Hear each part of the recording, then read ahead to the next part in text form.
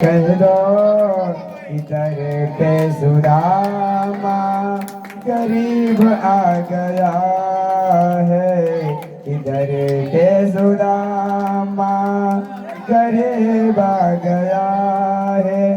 भटकते भटकते न जाने कहाँ से तुम्हारे महल के करीब आ गया है। अरे द्वारपालो कन्हैया से कह दो किधर के सुदामा गरीब आ गया है। भटकते भटकते ना जाने कहाँ से आ गया तुम्हारे महल के करीब आ गया है। सर पे है पगड़े नतन पे है जामा बता दो कन्हैया से नाम है सुदामा।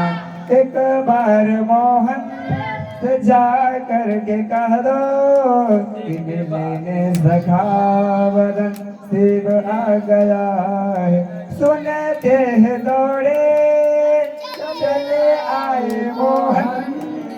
सुनते हैं दौड़े चले आए मोहन।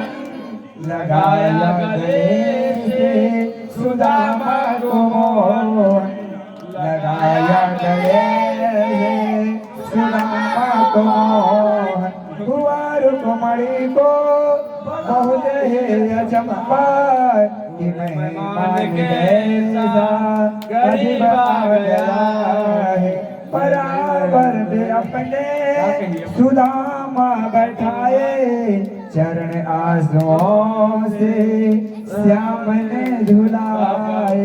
ना घबराओ प्यारे जरा तुम सुदामा सुख का समय करीब आ गया है।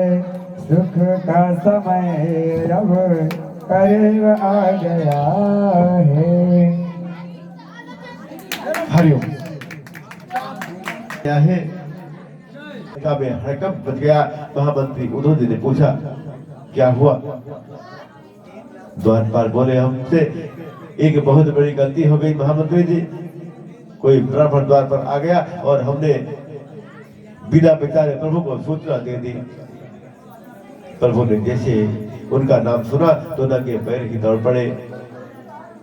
प्रभु के बड़े पुत्र प्रद्युम्न ने पूछा क्या हुआ। बोले पता नहीं कोई ब्राह्मण मिलने आया गया। हमने जाकर प्रभु को से कहा। प्रभु ने दौड़ लगा दी। अब तो प्रभु के पीछे उद्धव जी प्रद्युम्न जी सब दौड़ रहे हैं। सबको चिंता हो गई आखिर क्या बात है। द्वारकाधीश से मिलने यदि ब्रह्मा जी आवे तो उनको दो दिन प्रतीक्षा करनी पड़ती है। दौड़े दौड़े गए द्वारकाधीश प्रधान द्वार पर आ गए और वहां बैठे सुदामा जी को उठाकर अंत में भर लिया। जाने कितने देर से मिलने को तरफ रहे थे। और देखे सुदामा की दीन दशा। देखे सुदामा की दीन दशा करुणा करके करुणा निधे रोए। और पानी परात को हाथ छुयो नहीं नैनन के जल सो पग धोए। महात्मा सुदामा जी को देखकर गोविंद करुणात्र हो गए। श्री सुखदेव जी कहते हैं परीक्षित कृष्ण के रुदन को देखकर सुदामा जी बड़े जोर से रोए लेकिन अपने आंसुओं को अंदर ही पी गए। सुदामा ने सोचा मैं कदाचित रोया तो कोई ये ना समझे कि कुछ मांगने आया है गरीब ब्राह्मण है। सुदामा जी को लेकर धीरे धीरे प्रभु आए। प्रभु की करुणा को देखकर उद्धव जी गदगद हो गए। भगवान के प्रेम को देखकर उनके पुत्रादि सब गदगद हो गए। धीरे धीरे सुदामा जी को अंक में भरकर द्वारकाधीश आए और सबने अपने अंतःपुर के दिव्य सुवर्ण सिंहासन पर बैठाया। उनके चरणों में स्वयं प्रभु बैठ गए। सुवर्ण की धारी में भरकर रुक्मिणी जी जल लाई। प्रभु जैसे सुदामा के चरणों को धोने लगे, अरे लाला तू कहा करे? कन्हैया मेरे पामर को काहे तो धोवे? मोए बड़ो संकोच लगे कि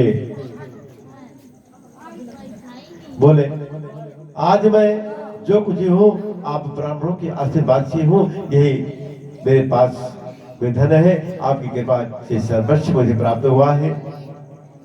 सुवर्ण मंडित सिंहासन पर श्री सुदामा जी को विराजमान कर उनके चरण धोकर बोले, आपके इस चरण को आज मेरी द्वारिका पावन हो जाएगी। चरणों को धोकर पूरे महल में प्रभु ने लिटवाया। रुक्मिणी जी पीछे खड़ी होकर सुदामा जी को पंखा चल रही है। आचार्य सुखदेव जी कहते हैं, परिचित कृष्ण सुदामा जी का जो अद्भुत स्वागत किया, ये स्वागत किसी दरिद्र का नहीं, किसी भिखमंगे का नहीं, स्वागत सुदामा जी के जीवन के त्याग का है। यदि त्याग ना होता तो इतना स्वागत गोविंद कैसे करते? रुक्मिणी जी पंखा झलने लगे और वे विचार करने लगे कि इस अद्भुत ब्राह्मण ने ऐसी कौन सी तपस्या की, जरूर पूर्व जन्म में कोई सत्कर्म किया होगा, जिसे त्रिलोकी के गुरु मेरे पति लक्ष्मीपति साक्षात कृष्ण का स्वागत करते हैं। वास्तव में इसने कोई बहुत बड़ा सत्कर्म किया होगा। कि वनेन कृतम पूर्ण बधो तेने वृक्षाः श्रेयाहीनेन लोकस्मिन् गद्यतेनादिवेन च। धूप से दीप से नैवेद्य से सुदामा का स्वागत किया। भगवान की सब पत्नी आकर बैठी है, भगवान के पुत्र पौत्रादि भी आकर सामने बैठे हैं। ऊपर से नीचे तक प्रभु सुदामा को देख रहे हैं। गोविंद ने पूछा, सुदामा जी कैसे हैं आप? सुदामा जी ने जवाब दिया, गोपाल मेरे सामने मेरे समान सुखी संसार का दूसरा कोई नहीं है। गोविंद बोले, तो मैं देख ही रहा हूं आप कितने सुखी हो। 56 पैर के भोग बनकर आगे आज प्रभु ने अपनी राज्यसभा की छुट्टी कर दी कि आज हम कोई भी राजकाज नहीं देखेंगे। भगवान के मंत्री, भगवान के सेनापति सब लोग भगवान के सामने बैठे हैं, परंतु प्रभु सुदामा के चरणों में बैठे हैं। रुक्मिणी जी पंखा जल रही है। 56 प्रकार के व्यंजन जब बनकर आए, प्रभु ने कहा भोग लगाइए। ऐसा ही नहीं सुदामा को मिला नहीं होगा तो टूट पड़े होंगे। नहीं, सुदामा जी बोले, लाला तो बुरो न माने तो एक बात कहूं। बोले क्या? ये पकवान ज्यादा खाए तो बुद्धि खराब हो जाए। फिर भजन में मन ना लगे, कन्हैया मैं तो नमक डालकर 2 टिक्कर सवेरे 2 शाम को पाऊं। प्रभु ने कहा, इन्हीं पकवानों को तो जीव मेरा प्रसाद समझ कर पावे तो उससे ज्यादा प्रसन्नता होती है, बुद्धि विकृत नहीं होती और संवरती है। काहे बात कर रहे हो भैया? लड़के ना महाराज मारे करी का करे मारी तो करी और हुई है। लाला ऐसी बात है तो दोनों संग भोजन करेंगे। आचार्य सुखदेव कहते हैं, परिचित दोनों मित्रों के बीच में कितना अंतर है।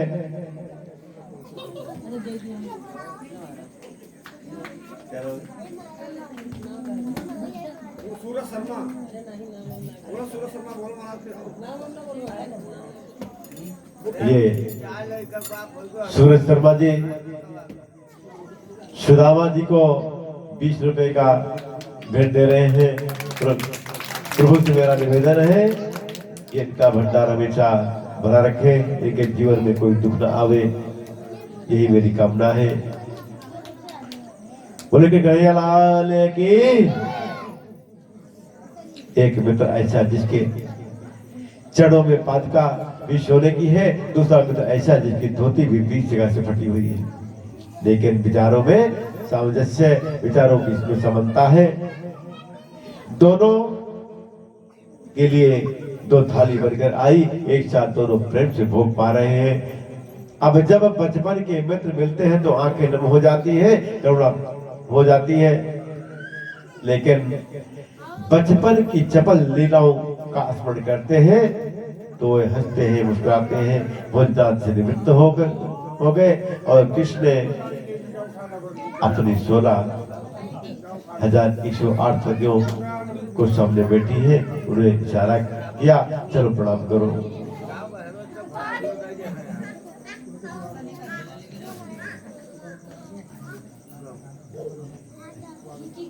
एक पत्नी सुदामा को प्रणाम करने आ रही है। सबसे पहले रुक्मिणी जी आई, बोले मैं रुक्मिणी हूँ महाराज, प्रणाम करती हूँ। देवी चिर सौभाग्यवती रहो। जी मैं जामवंती हूँ, प्रणाम करती हूँ। देवी चिर सौभाग्यवती रहो। जी मैं सत्यभामा हूँ, प्रणाम करती हूँ। देवी चिर सौभाग्यवती रहो। जी मेरा नाम कालंदी है, प्रणाम करती हूँ। देवी चिर सौभाग्यवती रहो। वृद्धवृंदा हो, प्रणाम करती हूँ। भद्रा हो, मैं प्रणाम करती हूँ। देवी चिर सौभाग्यवती रहो। एक पत्नी सुदामा जी को प्रणाम करती है और अपने हाथ को ऊपर उठाते उठाते सबको आशीर्वाद देते देते ऐसे तकरीबन 400 पत्नियां प्रणाम कर गई। 400 बार आशीर्वाद देने के लिए हाथ उठाते उठाते मेरे प्रभु सुदामा जी का हाथ थक गए और रुक गए। अपने हाथ को दूसरे हाथ से दबाने लगे। कन्हैया बोले, कन्हैया सुन रहे भैया? कन्हैया बोले, क्या बातें हैं? बोले, कान में कहोगे। भगवान ने अपना कान सुदामा जी के मुख के पास किया तो सुदामा जी ने सुदामा जी कान में बोले, अभी कितनी और है भैया? भगवान बोले, अभी तो बहुत है, 16,108 है। अच्छा सुनियो लाला। भगवान बोले, क्या बात है? बोले, कान में ही कहोगे। फिर सुदामा जी ने कहा, क्यों कन्हैया, ये अपनी ही है। कन्हैया ने कहा, जी हाँ जी, मैंने सोची शायद आज पड़ोस की आ गई हूं। जी नहीं, अपनी ही है। बहुत अच्छी बात है लाला, हम तो आशीर्वाद ही देंगे, लेकिन मैंने तो ये बात ये पूछी कि मेरा हाथ हार गए है। अब देख, दोनों पुत्र ब्राह्मण हो, हाथ भी हार गए कन्हैया, और एक एक करके प्रणाम करने आएंगे तो सप्ताह भर प्रणाम ही में जाएगा। एक काम कर लाला, सबकी तरफ से तू ही प्रणाम कर ले, सो मैं तो को आशीर्वाद दे दो तो सबको मिल जाएगा। भगवान ने ऐसा ही किया। जब ब्रह्मांड से कार्य हो गया, कृष्ण ने बहुत सुंदर बात कही। अति ब्राह्मण गुरुकुलाद भवता नवदा दक्षिणात समावते धर्मज्ञ भार्यो ड्रोढ़ा सत्सीरवा।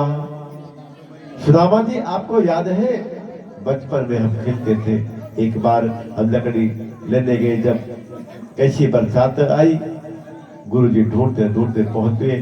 गुरु माता ने कहा कि जब तक मेरे कृष्ण सुदामा नहीं आ जाएंगे मैं भोजन नहीं करूंगी। अब लोगों में इतना प्रेम था। आपको एक बात याद होगी, हम सभी छात्र आपको चाहते थे। हम लोग कहते थे, सुदामा जी ब्याह करोगे? आप कहते थे, हमें कोई विवाह हुआ नहीं करना है भैया, हम तो महात्मा बनेंगे। वो तो बचपन की बात है। आप अपने गांव चले गए और मैं मथुरा अपने गांव आ गया। एक बार बताइए, फिर आपको आप जैसे परम सुंदरी पत्नी मिली कि नहीं? आपने विवाह किया कि नहीं? सुदामा जी बोले, देख ले भैया, कैसी बात पूछिए, भीड़ भाड़ में कहीं ऐसी बात पूछनी चाहिए। भगवान बोले, सब घर के ही लोग हैं, बाहर का कोई नहीं है। सुदामा जी बोले, लाला विवाह की बिल्कुल इच्छा नहीं, पर माता पिता ने बहुत आग्रह किया, तुमको विवाह करना पड़ो। तेरी भाभी का नाम सुशीला है कि बोले बड़े कठोर हो आप, बड़े निष्ठुर है आप, विवाह तो कर लिया और मुझे निमंत्रण भी नहीं दिया। सुदामा जी बोले ज्यादा बात मत बनाइए, मैंने तो एक विवाह क्यों तो न्योता देने भूल गयो, तेने तो इतने विवाह कर लिए, मोह निमंत्रण कभी दियो। मेरी बात सुनोगे तो आपको हंसी आएगी। शाम के 5 बजे तक तो विवाह का विचार नहीं और 7 बजे घर में बहू आ गई। सुदामा जी बोले तो सब ऐसे ही आई भैया? बोले नहीं, बाद में विवाह ढंग से हुआ, लेकिन हुआ ऐसे ही था। काहे चिल्ला रहे हो भैया? मेरे हुए चिल्लाते महाराज, अब लड़के दुकान मेरे हुए चिल्लाते बारी बारी का होता। बस वही हाल है, वही बूढ़ी माई वाला। एक बूढ़ी माई थी, वो रोज कथा सुने जाती थी, व्यास जी कथा सुनाते थे, तो बूढ़ी माई आगे बढ़कर रोती थी। एक दिन व्यास जी ने पूछा क्या बात है भैया, आप रोती क्यों हो? तो भैया ने कितना सुंदर जवाब दिया, कहा बेटा क्या बताए, हमारे यहाँ एक पड़वा था, जैसे तुम चिल्ला रहे हो उसी तरह वो पड़वा भी चिल्लाता था, इसीलिए मैं रो रही, कहीं कि आप उसी पड़वा की तरह आप भी न मर जाए। एक दिन वो चिल्लाते चिल्लाते मर गया, कहीं आप भी न मर जाओ, इसलिए बेटा मैं रो रही हूँ। तो यही हाल है इन माताओं का कि ये इसलिए जो है बोल रही है कि कथा में व्यवधान करेंगे तुम तो व्यास जी कम बोलेंगे, कहीं ऐसा ना हो कि व्यास जी भी चल बसे। बोले वृंदावन बिहारी लाल की जय जय हरिओम।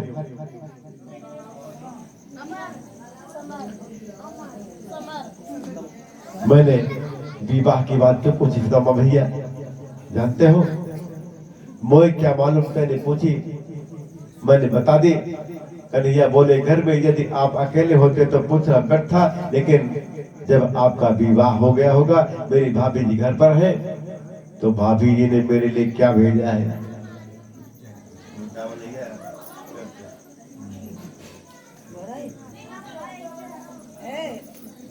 सब मस्त है अपनी मस्ती में, आगे आगे बस्ती में।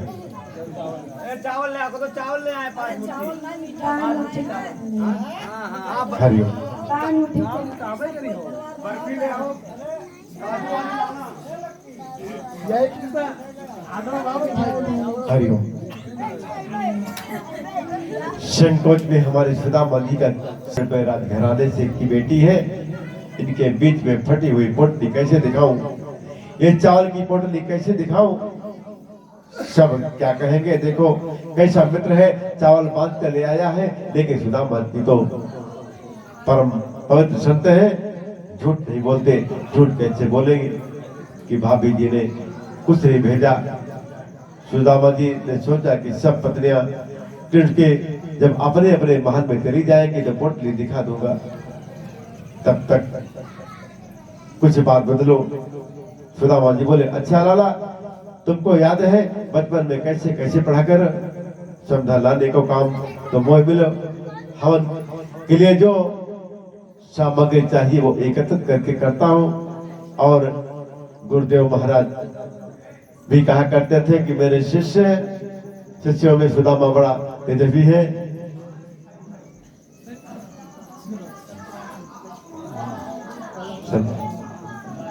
ये शत्रुघ्न शर्मा जी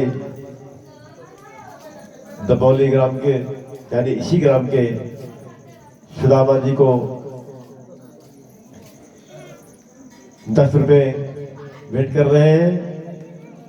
प्रभु इनके भंडार को हमेशा हरा भरते रहे।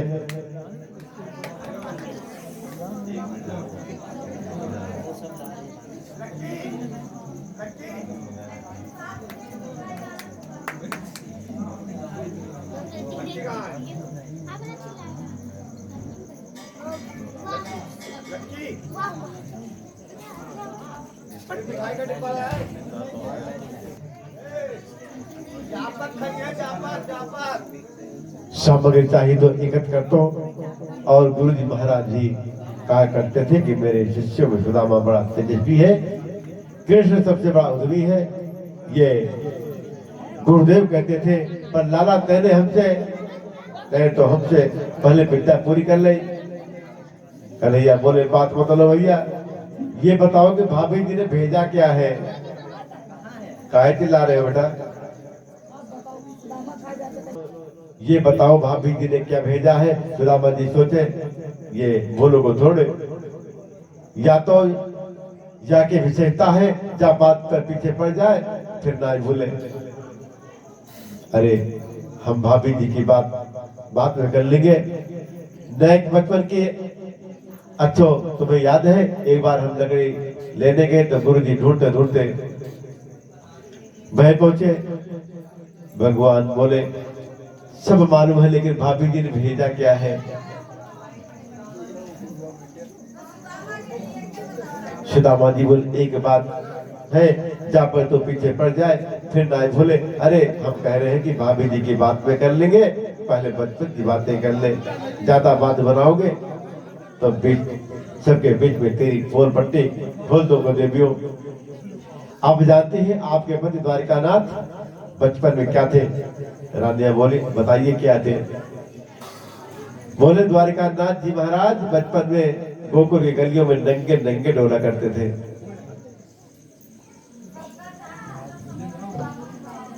मालूम है ये काम क्या करते थे? जब गलियों में से होकर निकलते थे, गोपियां कहती, नैक लाला सुनियो, तो ये बोलते, कहा बात है? गोपी कहती, हमारी मक्खन की मटकी में नैक चेटी पड़ गई है, बीन दोगे तो मक्खन देंगे। ये बीनने के बदले में कहा दोगे? गोपी कहती, देख बेटी, नेक चीटी दोगे, बीन दोगे तो मैं एक छाटा माखन दे दूंगी। अब माखन के लोभ में दिन भर द्वारकाधीश चीटी बेचते। इनके मंडली को नाम हम बाल गोपाल चौर विद्या मंडल, वहां को अध्यक्ष भी यही थे। घर घर चोरी करते थे, बन गए 3-4 दिन से द्वारकाधीश। कुछ चल नहीं पड़ रही है। भगवान हंसकर बोले, ये बचपन में क्या था? किन्हें बता रहे हैं आप? आपसे ज्यादा हमारी पत्नियां जानती हैं, और मेरे इन्हें इतने विवाह हुए इसका मूल कारण यही है, मेरी बचपन लीला से मेरी पत्नियां इतनी प्रसन्न हो गई कि जबरन चपकनी बनकर मेरे महल में आ गई। इसलिए बचपन में क्या थे ये तो हमारी पत्नियां भी जानती हैं, लेकिन ये बताओ भाभी ने भेजा क्या है? सुदामा बोले, वही बात है। नाई बोले, संकोच में पड़ गए, कैसे दिखावे? प्रभु ने बड़ा स्पष्ट कहा है, पत्रम पुष्पम फलम तोयम यो मे भक्त्या प्रक्षते तब हम भक्त आस्था प्रेम से कोई जीव मुझे कुछ भी समर्पित कर दे और उसे मैं बहुत मानकर स्वीकार करता हूँ। जो जीव मुझे श्रद्धा से किसी भक्त का महत्व नहीं समर्पित करता मैं, और जो वस्तु दे दे वही मुझे प्रिय है। भाभी जी ने जो भेजा हो उसे मुझे दे दीजिए। सुदामा जी संकोच में पड़ गए तो प्रभु ने कहा, क्षमा करना, आपकी दाहिनी बगल बड़ी ऊंची उठ रही है। भगवान ने तुरंत उनके बगल में हाथ डालकर पोटली छीन ली, और जैसे ही पोटली श्री कृष्ण के हाथ में आई, प्रभु के नेत्र सजल हो गए। प्रभु ने घुमा घुमा कर पोटली को देख रहे हैं। भगवान को एक क्षण भी नहीं समझ में लगा इस दावा के घर में एक बल्कि कपड़ा भी साबुत नहीं है, और पोटली को जब खोल कर देखा तो आश्चर्य पड़ गए। आश्चर्य के मारे कृष्ण की आंखें खुली की खुली रह गई। इस पोटली में जो चावल थे 5 तरह के थे, कोई मोटा चावल, कोई टोटा चावल, कोई पीला चावल। भगवान द्वारकानाथ के नेत्र सजल हो उठे। इतना पवित्र ब्राह्मण, इतना तेजस्वी ब्राह्मण, इसकी गरीबी दूर नहीं कर सकता मैं। प्रभु ने एक मुट्ठी चिड़वा अपने मुंह में डाला और कहा अनेन। प्रभु ने कह दिया स्वर्ग लोक की संपत्ति का जो सुख है सुदामा को देता हूं। दे दिया। दूसरी मुट्ठी मुख में डालकर प्रभु ने मन में संकल्प कर लिया कि सारी पृथ्वी के एक छत्र सम्राट को जो सुख मिलता है वो हम सुदामा को प्रदान करते हैं। लेकिन तीसरी मुट्ठी जब भगवान मुख में डालने के लिए तैयार हुए, रुक्मिणी जी ने हाथ पकड़ लिया और इशारे से बोली ज्यादा मत खाइए, कच्चा है, नुकसान करेगा। लेकिन अंतरंग के इशारे से बोली बड़े बरस रहे हैं पंडित जी पर। वो भी तो एक ब्राह्मण था जिसने आपके पक्ष स्थल पर पाद प्रहार किया। प्रभु ने इशारे से कह दिया वो भी ब्राह्मण था जो विवाह से पहले आपका पत्र लेकर आया था। नहीं लाता तो द्वारका की पटरानी कैसी होती। लेकिन ये सारी बातें इशारे से हो रही थी। बोलकर तो रुक्मिणी जी ने इतना ही कहा ज्यादा मत खाइए, कच्चा है, नुकसान करेगा। सुदामा जी बोले रुक्मिणी बिल्कुल ठीक कह रही है, लाला तो माने ही ना। अब कोई कच्चे चावल खा जाए। प्रभु ने कहा आप कहते हो तो नहीं खाता। लेकिन प्रभु ने सुदामा को क्या दिया क्या नहीं दिया ये बात किसी को पता नहीं चलने दिया सिवाय रुक्मिणी के। कोई नहीं जानता। अब दूसरी बात यह है कि स्वर्ण के द्वारका में आकर सुदामा ने 1 तोला सोना भी नहीं मांगा। भागवत में ऐसा वर्णन कहीं नहीं आता कि सुदामा ने इतनी सीधी वस्तु कृष्ण से मांगी हो। और यदि कृष्ण सुदामा को देते भी तो सुदामा लेता नहीं। यही तो जीवन का त्याग है। दूसरा आश्चर्य भागवत में स्पष्ट लिखा है कि सूर्य के द्वारिका में आने के बाद सुदामा एक रात से ज्यादा वहां रुके नहीं। केवल एक रात रुके, दोपहर में आए और दूसरे दिन प्रातः होते ही कृष्ण बोले लाला अब मैं जानो चाहूं तेरे द्वारका देख ले, तेरे खूब दर्शन कियो, अब जाने की बड़ी इच्छा है। कृष्ण बोले जाइए। कृष्ण ने रोका भी नहीं।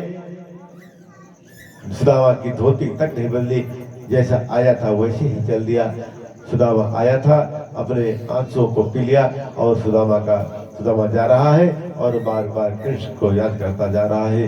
मेरा कृष्ण कितना कृपालु है, कितना कृपा का सागर है। कहा तो मैं एक पापी और कहा लक्ष्मी पति मेरा मित्र श्री कृष्ण। वाह रे कन्हैया, ऐसी कृपालता मैंने कहीं नहीं देखी जैसा करुणा का रूप मैंने तेरे में देखा है। कृपा का पात्र स्वरूप तुम तो गोविंद ऐसे शुद्ध सुदामा जी जा रहे हैं। 6 महीना जाने में लगा था, 6 महीना आने में लगा। सुदामा जी जैसे ही अपनी कुटिया वाली जगह पर आए तो सुदामा मंदिर देख डरे, यहाँ तो हती हमारी छोटी सी बढ़िया, अब कंचन महल खड़े। जहाँ सुदामा जी की झोपड़ी थी वहां सुंदर महल खड़े हैं। सुदामा जी बोले मेरी झोपड़ी कहाँ है, मेरी कुटिया कहाँ गई, मेरी समझ में कुछ नहीं आवे। वाह, वहां तो 2 दरबार खड़े हैं। दोनों ने सुदामा से पूछा सुनिए ये कौन सी जगह है। दरबार बोले ये सुदामापुरी है। कहिए क्या बात है।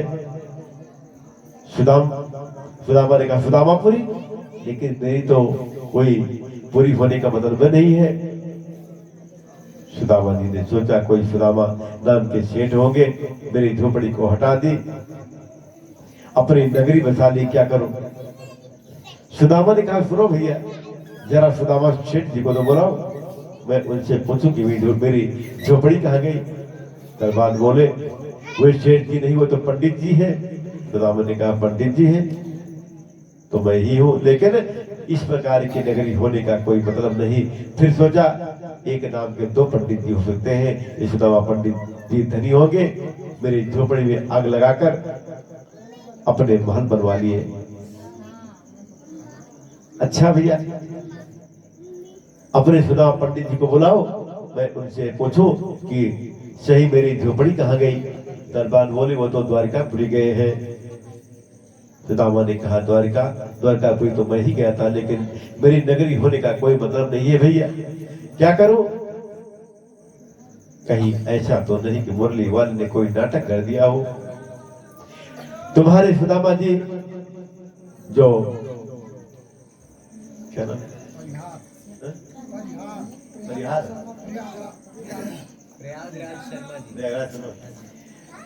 हरिओम, ये प्रयागराज शर्मा जी और प्रधान जी की तरफ से प्रभु के चरणों में 50 रुपए भेंट आ रहे हैं।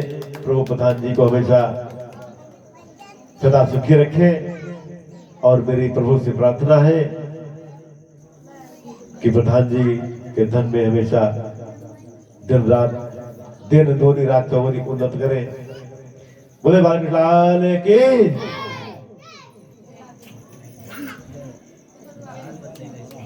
हरिओम।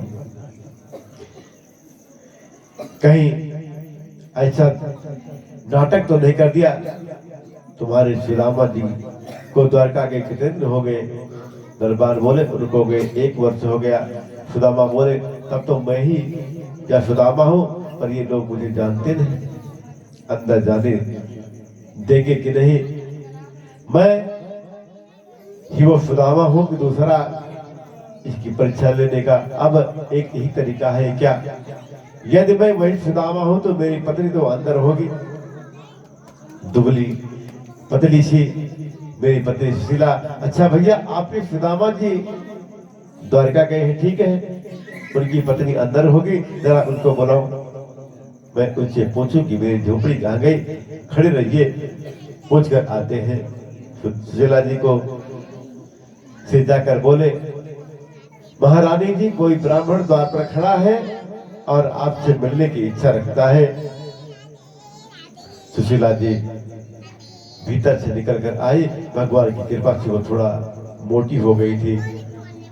उनके आगे पीछे 5 दासियां संग चल रही है। सुदामा जी ने दूर से आती हुई सुशीला को देखा, ये तो नहीं है। वापस जाने लगे तो सुशीला ने तुरंत पहचान लिया, दौड़ी दौड़ी आई और आकर चरणों में गिर पड़ी। नाथ प्रणाम करती हो। सुदामा जी बोले सुशीला ये सब वैभव, ये सब क्या नाटक है। बोले सब कृपाधीश की कृपा है। सुदामा बोले तुम पर तो बहुत कृपा रही, हम तो देखे, हमें देखो जैसे गए थे वैसे आ गए, धोती तक नहीं बदली।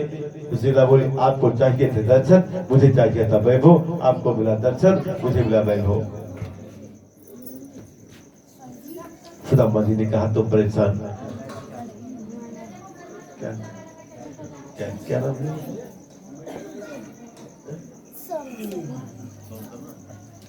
ये धंधा सा बालक सौम्य शर्मा की तरफ से जो बड़े बाबू का बच्चा है, उनकी तरफ से प्रभु के चरणों में 10 रुपए की भेंट आई है। प्रभु जी बच्चे को चिरंजीवी करें और इसके जीवन को खुशहाल बना दे। बोले द्वारका के नाथ की।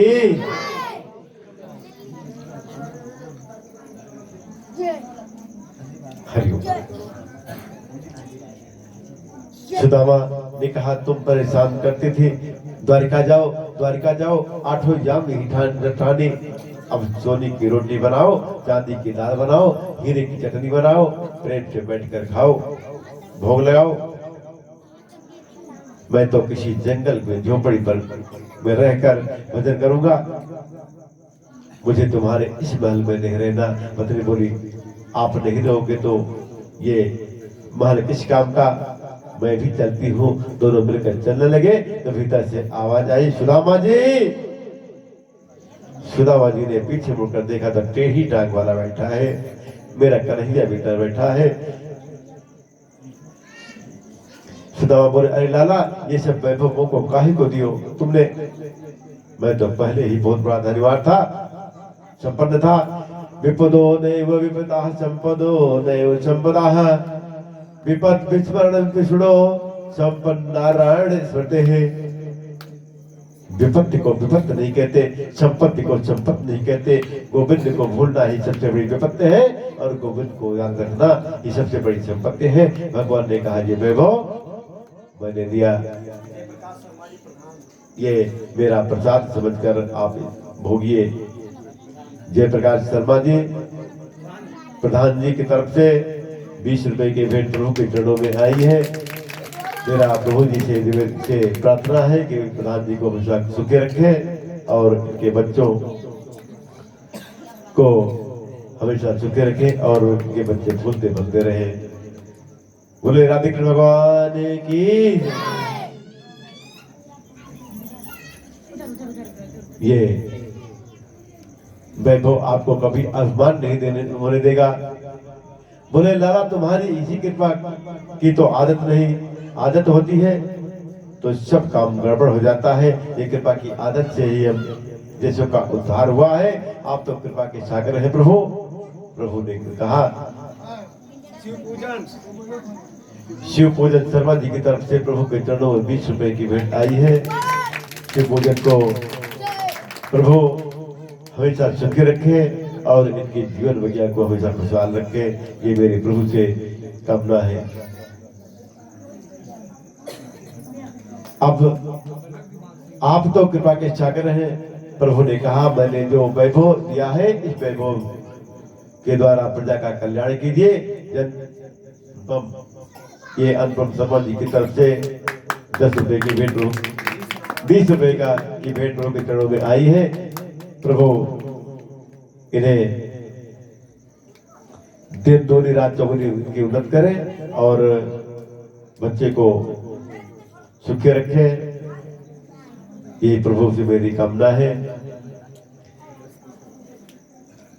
भगवान द्वारकाधीश ने कहा कि इस वैभव को प्रजा के कल्याण के लिए लगाइए, जनता का हित कीजिए, समाज में लोगों की मेरे प्रति प्रवृत्ति बढ़े, दान आदि कर्म वे कीजिए, आपका कल्याण होगा। कहकर द्वारकाधीश चले गए। अनंत वर्षों तक सुदामा जी ने तप किया, इतना वैभव पाकर भी उनके मन में अभिमान नहीं आया। अंत में गोविंद की धाम की प्राप्ति हो गई। बोले द्वारकाधीश की। आइए एक भजन पश्चात आगे कथा आप लोग के रूप से हरि जाएगी। श्री सीताराम, श्री सीताराम। ओम भूषण करवई है सेवा, जिनके ये आचरण भवानी, ते जानो निश्चर सब प्राणी। भाव का भूखा हूँ मैं, बस भाव ही एक सार है। भाव से मुझको भजे तो भव से बेड़ा पारे। भाव बिन कोई पुकारे मैं कभी सुनता नहीं। भाव की एक टेर ही करते मुझे लाचारे। भाव बिन सर्वस्व दे डाले तो मैं लेता नहीं। भाव से